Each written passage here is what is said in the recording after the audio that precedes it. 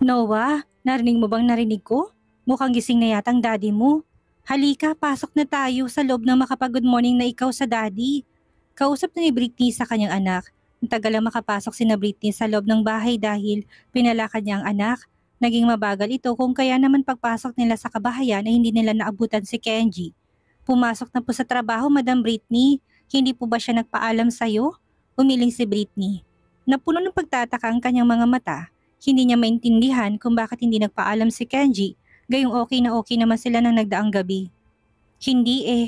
Naku madam, mukhang may problema sa kumpanya. Ni hindi nga kumain ng almusal eh. Ipinagkibit niya ng balikat ni Britney, kahit na pala isipan pa rin sa kanya kung anong problema nito. Oo nga Madam Britney, halatang ang ganda ng gising ni Mr. Barwell. Pinagmasdan pa kayo mag-ina eh. Biglang may tumawag tapos doon nagmadali na siyang umakyat upang gumayak at umalis. Dugtong na sabat ng isang maid na malapit lang sa kanilang banda noon. Napagtagpi-tagpi ni Britney na marahil ayon nga ang naging dahilan ng asawa kung bakit nagmamadali itong umalis. Hindi rin pumalya yun kumain ng agahan dahil nagsasabay sila. Ganun pa man hindi na lang niya binigyan ng kakaibang kulay ang mga pangyayaring iyon. Hayaan nyo na, baka nga may problema lang sa kumpanya. Alam nyo naman yun, kilala nyo ng business is life. Tatanungin ko na lang siya mamaya kapag uwi niya upang malaman ko. Noong araw na yun ay naghintay si Britney na umuwi ang kanyang asawa upang matanong ito kung anong nangyari noong umagat nagmamadali itong pumasok. Ngunit nakatulugan na niya ay hindi pa rin dumarating si Kenji. Nang dumating naman ito ay sobrang late na at pinili na huwag na rin siyang gisingin. Kinabukasan namang pagising ni Britney ay wala na sa kanyang tabi si Kenji. Nakapasok na ito ng trabaho. Napabuntong hininga na lang doon si Britney na nararamdamang merong mali sa kanyang asawa. Hindi niya naman magawang tawagan at baka ang lala na ng problema nito sa opisina at kaya gano'n ay hinahanapan ng solusyon. Sobrang lalaban ng problema niya. Hindi lang kasi ilang araw na nangyari ang bagay na yon. Naulit pa yun ng naulit hanggang sa parang tuloy na nawala ng pakiramdam si Kenji sa kanyang mag-ina. Hindi na rin siya pinapakialaman ni Britney na kung minsan ay nagigising sa madaling araw at nakikinita na lang niya na sa tabi ng asawa at mahimbing na natutulog. Hindi niya na rin to ginigising upang mag-usisa lang. Hinihintay niya ito ng kusang magsasabi sa kanya kung anong problema. Baka kasi mamaya magalit to kapag nagtanong siya at sabihing pinanghihimasukan na lahat. Sinamantala na lang yun ni Britney na magkaroon ng time sa ibang mga bagay na gagawin niya. Natanong niya na buiha kung anong problema ni Mr. Barwell. Pahayaw na. Tanong ni Manang Elsa isang gabi matapos nilang kumain ng hapunan. Gusto niya lang na makibalita. Umiling si Britney pero hindi kababakasan ng kanyang mukha ng anumang alalahanin doon. Hindi na ako nagtanong Manang Elsa. Mukhang seryosong problema niya at ayaw ko namang dagdagan pang iisipin niya. Hayaan niyo at kapag nagsabi siya, sasabihin ko sa'yo. Pagak na tumawa ang matanda, hindi yun ang ibig niyang sabihin. Gusto niyang malaman kung napag-usapan na nilang mag-asawang renewal ng kasal ni binalita sa kanya ng amo. Naku, hindi po yun ang ibig kong sabihin Madam Britney. Hindi ko gustong malaman ng problema. Ang gusto kong malaman ay kung kailan kayo magre-renew ng inyong kasal. Sa narinig ay bahagyang nalungkot si Britney. Sabi si ni Kenji parang malabong yun ang unang asikasuhin ng lalaki. Ang top priority nito ngayon ay ang kanyang negosyong problema niya sa kumpanya. Hindi na umaasa doon si Britney na magkakaroon pa yun ng katuparan. Baka nga nakalimutan na rin ito ng asawa. Pero okay naman kayo? I mean hindi na kayo nag-aaway, Madam Britney? Hindi ka rin sinasaktan? Okay naman kami Manang Elsa. Hindi rin naman siya nanlalamig. Busy lang talaga siya ngayon. Isang linggo ang matuling lumipas na halos hindi mahagilap ni Britney ang kanyang asawa. Kung hindi uuwi itong late at tulog na siya minsan sa office ito namamalagi. Wala naman siyang naging ibang pagdududa dahil palagi siya nitong tinatawagan at kinakamusta ng anak nila. Sa araw na yun inaya ng babae si Manang Elsa na samahan siya nito sa mall upang bumili ng ilang mga gamit at damit ng kanyang anak. Hindi naman yung tinanggihan ng matanda na may suggestion pa sa kanyang among babae. Bakit hindi natin isama si Noah Iha? Umiiling doon si Britney. Hindi sa ayaw niyang isama doon ng anak pero baka may mangyari. Paniguradong siyang sisisihin ni Kenji. Mabigat ng problema nito, dadagdagan niya pa? Hindi naman ng Elsa, saglit na naman tayo doon. Tumango lang ang matanda at nagpadala na lang sa agos ng plano ni Britney. Pagdating nila ng department store ay nagulat si Manang Elsa na hindi ang mga damit na para kay Noah ngayon ang binili ni Britney. May allowance yon dahil pang 3, 4, 5 years old ang kanyang binili. Hindi lang yon, nakita niya pang namili si Britney ng pang 10 years old na nakakabahala na doon. Naisip niya na hindi kaya bumalik ang sakit nito at nawawala na naman ito sa katinuan? Madam Britney, para ba talaga kay Noah yung mga damit na pinamimili mo? Hindi na nakatiis ay tanong niya. Nag-aalala na siya, nawawala na naman sa tamang pag-iisip ang babae. Nakangiti siyang nilingon ni Britney. Oo manang Elsa, para sa kanyang lahat ng ito. Sinipat-sipat na ni Britney ang imahe ng kanyang anak sa habang na pinagmamasto niyang hawak niyang hanger na mga damit na nais ng suotin ng kanyang anak. Advance lang talaga ako. Pero madam, paano kung hindi na inusong damit after 10 years? Alam mo manang Elsa, ang damit hindi nawawala sa uso, lalo na kung mga magulang ang bumili. Sagot ni Britney na nagpagulo pa sa isipan ng matandang, naiiling na't hindi alam kung maniniwala pa sa amo niya na may matino pa itong pag-iisip ngayon. Basta kay Noah to, isa pa malaki ang discount ng price ngayon. Dagdag ni Britney upang pagtakpan ang lungkot niya. Batid ni manang Elsa na may mali. Hindi na niya napigilan ang sarili at dinala na si Britney sa tabi. Madam, kahit na may discount, hindi ka dapat namimili ng mga damit na taon pang bibilangin bago masuot. Naintindihan ko pa yung 4 to 5 years old. Pero tong pang 10 years old na, wiwirduhan na ako. Bakit kailangan mong mamili ng pang 10 years old? Hindi sumagot si Britney na makailang beses pinalitan ng topic nila ni Manang Elsa, ngunit hindi siya nagtagumpay dahil paulit-ulit na ibinabalik na matandang issue tungkol sa pang 10 years old na damit na kanyang binibili. Isa pa Madam Britney, pagkalipas ng 10 taon, wala na sa usong damit na ganito ang design. Paniguradong magiging mapili sa damit si Noah kapag lumaki na siya. Baka mamaya hindi niya nasuotin ang lumang design na dinamit na binili mo. Sayang naman to iha. Natigilan si Britney. May punto nga naman ang matanda pero gusto pa rin niyang bilhin iyon. Kung ayaw ni Noah isuot ang mga damit na binili ko sa kanya after 10 years, pwede naman itong i-donate sa mga bahay ampunan kung saan kailangan ng mga bata doon ng mga damit. Napaawang na ang bibig ni Manang Elsa, hindi na siya pumalag dahil mukhang desidido talagang amo niyang babae na bilhan ng mga damit na pinili nito para sa paslit pa nilang anak. Nadagdagan pa ang pagiging weird ng amo sa paningin ni Manang Elsa. Hindi lang sila nag-shopping ng damit, dinala rin siya ni Britney sa isang high-end na coffee shop. Hindi sanay na uminom ng kape ang matanda, ngunit hindi nagawang tumanggi nang dumating ang order. Madam Britney, ang mahal po ng kapeng ito, hindi niyo naman po kailangang ilibre ako. Saka wala rin naman itong pagkakaiba sa normal na kape. Pinamahal lang dahil sa pangalan niya. Ngumiti lang sa kanya si Britney na hinarap ng tasa ng kanyang kape. Marami pang naging reklamo doon si Manang Elsa nang iba ay hindi na pinagkaabalahang pakinggan ni Britney. Tikman mo na Manang Elsa, masasanay ka rin oras na makalahati mo na yan. Okay naman siya, masarap naman. Hindi ka lang sanay kaya ganyan ka na lang kung magreklamo. Sinunod ni Manang Elsa ang sinabi ni Britney, ngunit sa halip na matuwa ay makailang beses siyang nasamid at halos maduwal doon. Hindi niya talaga gusto ang lasa ng kapeng order nito. Sinundan ng mga mata ni Manang Elsa si Britney na may kunin nito sa loob ng dala niyang bag. Para saan po ito Madam Britney? 2 passbook yun ang kilalang bank account sa bansa. Alam ni Manang Elsa na pera ang laman noon ngunit ang hindi niya maintindihan ay kung bakit ibinibigay ito ng amo sa kanya. Ginagap na ni Britney ang kanyang kamay at tinignan na siya ng mataman sa kanyang mata. Manang Elsa, ang laman ng passbook na ito ay savings ko mula nung nagtatrabaho pa ako kay Mr. Salmeda. Yung isa 5 million na para sa iyong retirement plan na kung sakaling gustuhin mo na tumigil sa iyong pagtatrabaho. Bilhin mo lahat ng gusto mo gamit ang perang yan. Huwag kang manghihinayang nalustayin dahil ibinibigay ko naman na yan sa'yo. Napamulagat ang mga mata ni Manang Elsa doon. Hindi niya inaasahang bibigyan siya nito. Madam Britney, at itong isa naman ay para kay Noah. Naglalaman to na mas malaking halaga kumpara sa perang ibinigay ko sa'yo. Malaki ang tiwala ko sa'yo Manang Elsa na hindi mo pababayaan ang anak ko kung sakaling mawala ako. Namula ng mga mata ni Britney, naging malikot na rin yon. I mean, in case na may aksidenteng mangyari sa akin na hindi naman natin alam. Panatag ang loob ko na maalaga ang mabuti si Noah. Hindi siya pababayaan ng kanyang ama pero just in case na magkaroon si Kenji ng ibang asawa, hindi niya kailangang mamalimos. Napasandal na ng likod si Manang Elsa, hindi niya na alam kung anong iisipin niya.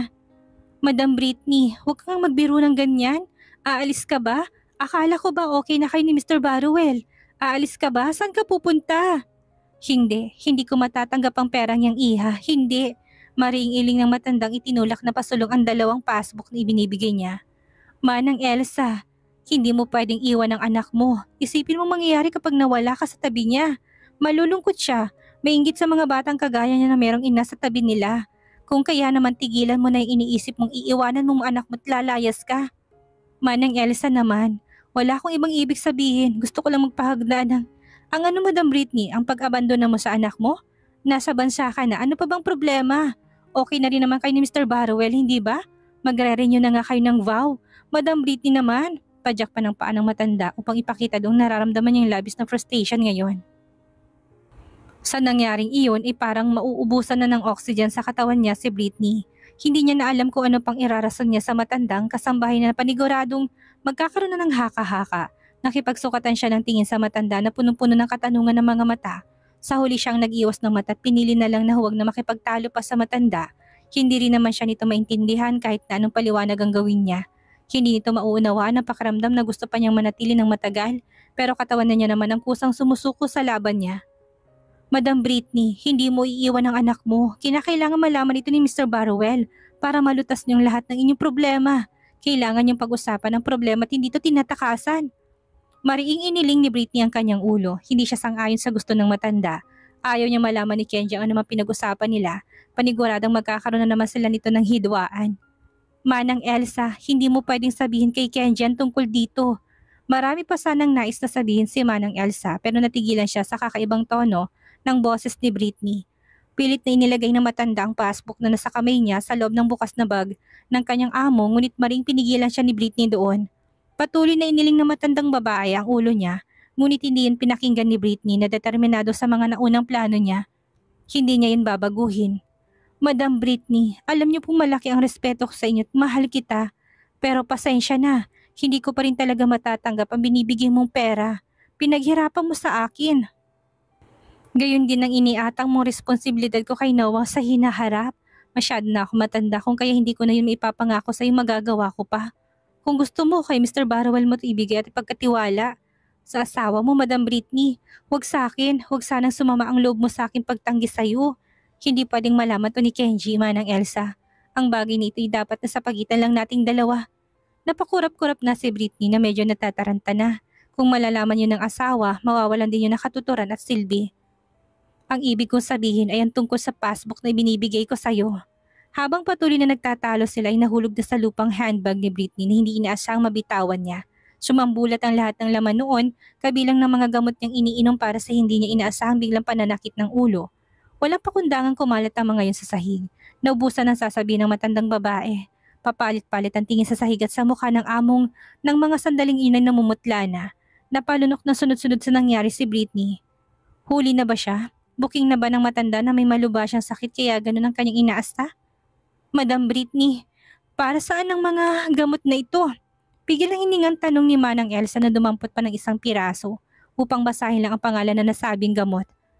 May sakit po ba kayo, madam? Yumuko si Britney sa isang tahimik na pinulot ang lahat ng mga gamit niya upang ibalik na yun sa loob ng kanyang bag.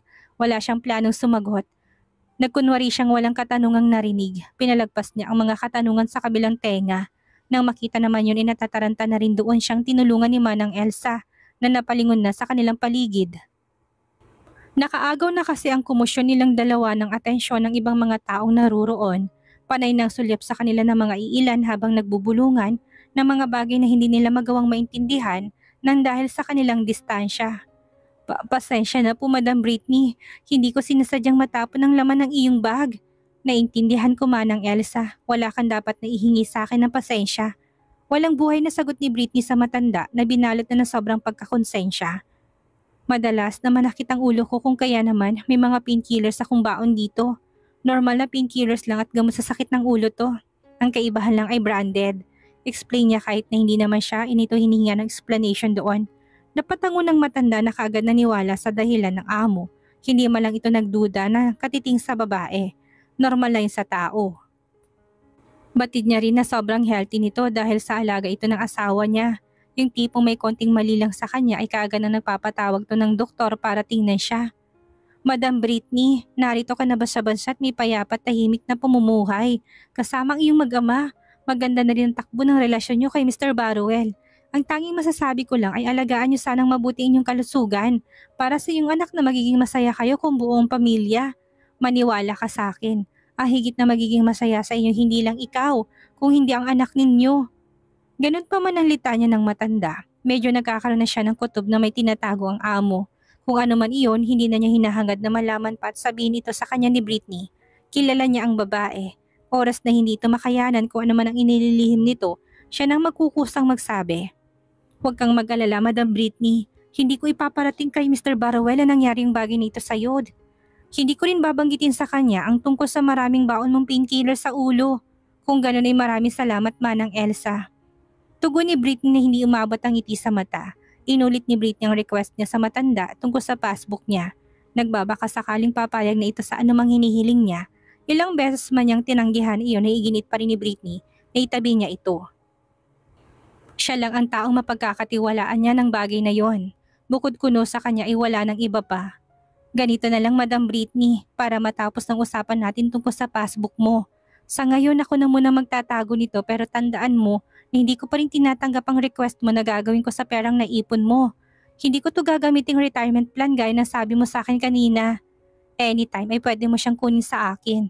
Basta sabihin mo lang, Madam Britney. Ako na munang mag-iingat. Ang naisip ni Manang Elsa ay baka nilalamon na naman ng anxiety niya si Britney kung kaya ganun na lang ang pagiging desperada niyang ibigay sa kanya ang pera.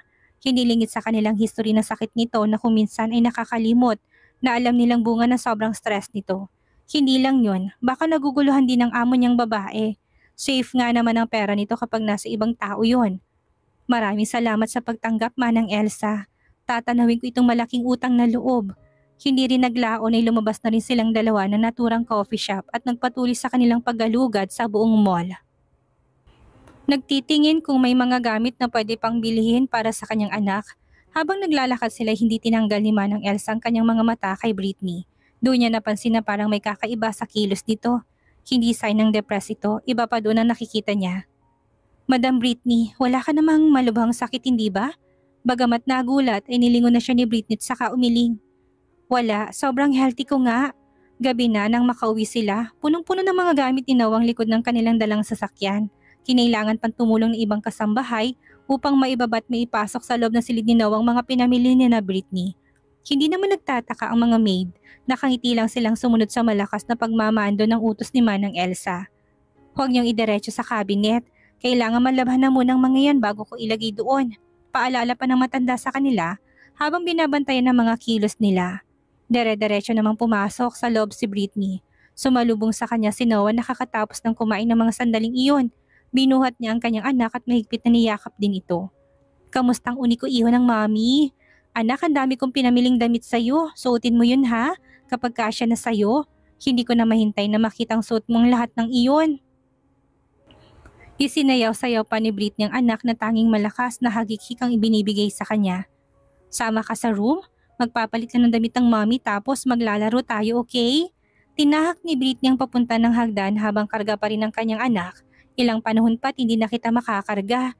Paniguradong tatakbo ka na aakit panaog sa hagdang ito gamit ang iyong munting mga binti. Mas kailangan mo na nung bantayan. Sa isiping iyon ay nalulungkot na si Britney. Hindi niya alam kung maabutan niya pang anak na gawin iyon.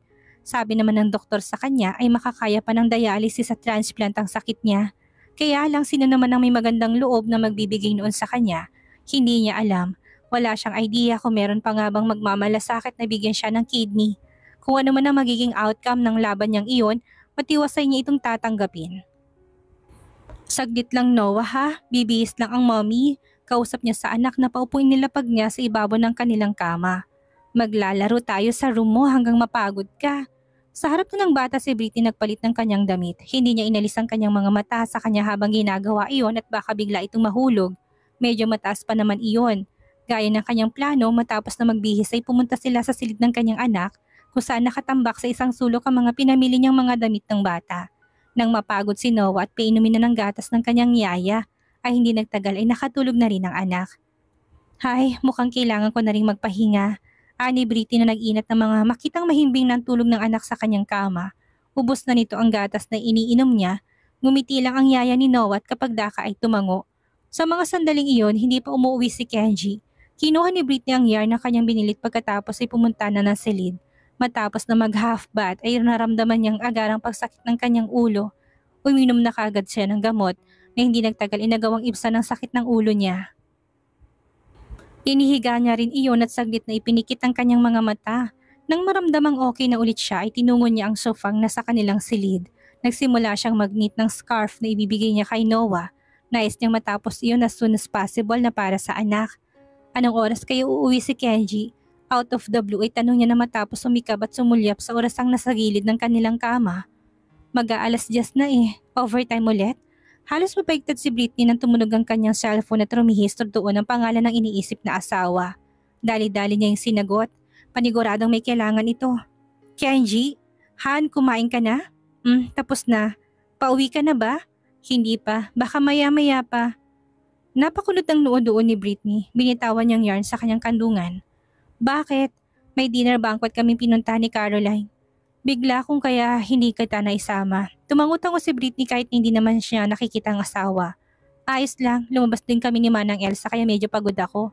Saan kayo pumunta? Tanong ni Kenji kahit na alam naman niya kung saan. Sa mall. Next time sa mall na pag-aari ng pamilya natin ikaw pumunta para naman kahit anong magustuhan mo ay pwede mong makuha. Hindi mo na kailangan magbayad pa. Ngumiti si Britney. May-ari kasi ang pamilya Barrowell ng mga maglalakihang sikat na mall doon. O sige next time. Huwag kang masyadong magpakalasing. Malambing na paalala ni Britney na medyo dismayado ang boses. Hindi dahil gusto niyang sumama sa banquet kung hindi ang ibig sabihin nun hindi na naman sila magkikita ng asawa dahil paniguradong tulog na siya oras na umuwi ito ng villa. Tapos pagising ay nakaalis na ito muli para pumasok. Enjoy. Sige Han, baka maghintay ka na naman. Mauna ka nang matulog. Kapag alanganin baka sa office na lang ako ulit matulog. Pahaging ni Kenji na hindi naman nabago sa pandinig ni Britney. Malalim na muling bumuntong hininga si Britney nang matapos ang tawag sa kanya ng asawa. At least nagpapaalam na siya. Kumbinsi niya sa kanyang sarili kahit na dismayado pa rin. Iniligpit na ng babae ang kanyang ginagawa dahil nawala na siya ng ganang ituloy iyon.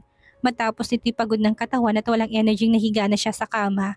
Tumitig sa kisame ng silid habang iniisip ang banquet na sinasabi ng asawa. Aminin niya man o hindi, gusto niyang sumama doon upang maibaling ang kanyang atensyon.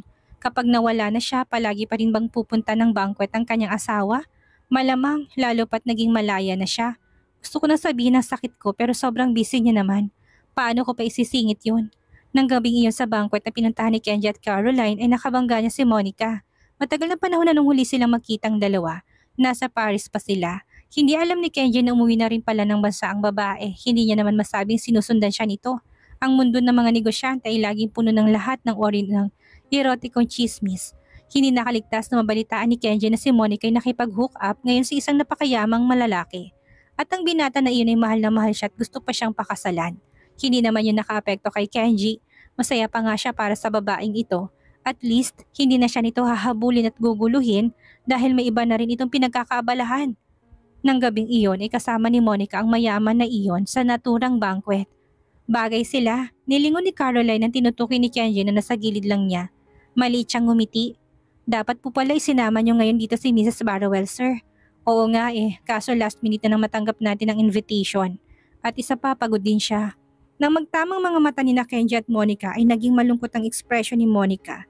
Kahit pa nakangiti ang kanyang labi, miss na niya si Kenji. Taliwas yun sa pakiramdam ni Kenji.